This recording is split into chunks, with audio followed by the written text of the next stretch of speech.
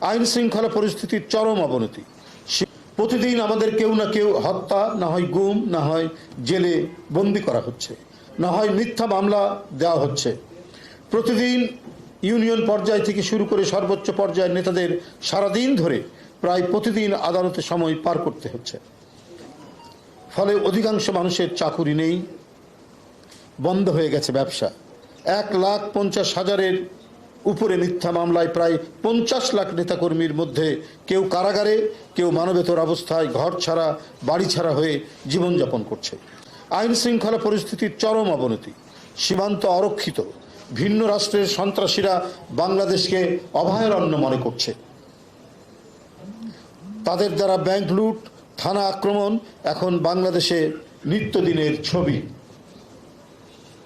দখলদার সরকার নিজেদের ঘরে ভোট ডাকাতি সহ অহরহ রাষ্ট্রীয় অর্থবিত্ত ডাকাতি করতে পারে, অথচ নিজের ঘরকে বহিঃশত্রু থেকে রক্ষা করতে পারে না।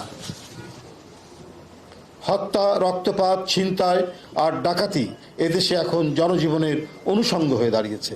নিহত ও আহত হচ্ছে নিরীহ মানুষ। এ মাসেই নরসিংদীতে নগদের 2 কর্মীকে গুলি করে 60 লক্ষ টাকা ছিনতাই করা হয়েছে। বাংলাদেশের সড়ক এখন মৃত্যুপুরী। সড়কে প্রতি বছর 12,000-এর বেশি মানুষ প্রাণ হারায়।